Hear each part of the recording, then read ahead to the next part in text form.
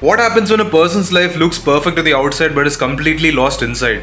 That's what the movie American Psycho is really about. Patrick Bateman is a rich, successful guy working on Wall Street, but behind the expensive suits and the perfect smile, there's nothing. No real feelings, no real identity. All this success is just a mask hiding the nothingness. Patrick Bateman is everything people usually want. Money, good job and a nice apartment, but he doesn't seem to enjoy any of it. Every day he follows the same routine. He takes care of his appearance like it's a job, he eats at the fanciest restaurants, he talks to people but never really connects with them. It's like he's just pretending to be a real person. Now let's look at the scene where Bateman is sitting at a table with a few of his co-workers. They're all dressed the same, fancy suits, styled hair, and they start showing off their business cards. It's just a card, but in their world, these cards are a symbol of who has more status. Each card is slightly different, nicer paper, better font and more expensive looking. Now as Bateman looks at them, you can see the jealousy building on his face. His hands start to shake, he looks like he's about to panic.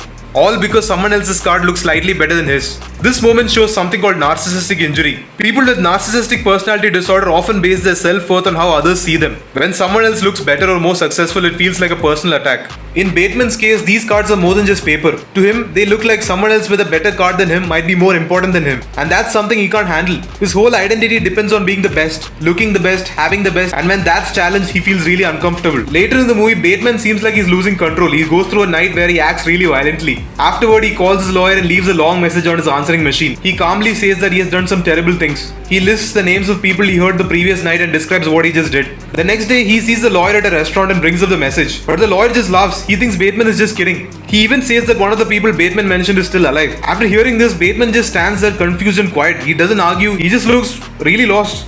Now, why do you think this is happening? Did Bateman not commit all of those violent acts? This scene shows something deeper going on in Bateman's mind. He's starting to lose track of what's real. This is called derealization. Derealization is a mental state where the world feels strange or unreal. It's when the world around you feels fake, like a dream. This often happens when someone is under a lot of stress or when someone feels disconnected from life. Bateman also shows signs of identity confusion. Identity confusion is when someone doesn't have a clear idea of who they are. They might act differently around different people or feel like they're playing a role. These are actually common in people with deep emotional problems or personality disorders. At this point, Bateman doesn't even know who he really is anymore. Is he the successful businessman working on Wall Street that everyone sees, or the violent person he describes on the phone to his lawyer? Even he's not sure. Earlier in the movie, Patrick Bateman goes back to Paul Allen's apartment where he ended Paul Allen's life. And there he was sure that he left something behind. Some signs of this violent act. He was really sure, but when he returned, the place was completely clean. There was new paint, new furniture. It was also being shown to potential buyers. Then a woman, maybe a real estate agent, tells him to leave. She looks at Bateman like she knows something, but she doesn't say anything. She just wants him to leave. Bateman just looks around confused. Now think about this, right? Do you think Bateman imagined all that crazy stuff which happened in that apartment? Or did someone clean it all up to protect their image? Either way, it shows how disconnected he is from reality and how the world around him might be ignoring things on purpose. This could actually be a sign of delusion where someone believes something that isn't true. People with delusions are often sure that they are right even when the facts say otherwise. But also, what if the situation is actually more dark than we thought? What if this is a society that chooses to stay quiet even when something horrible happens? Especially if the person responsible is rich or powerful.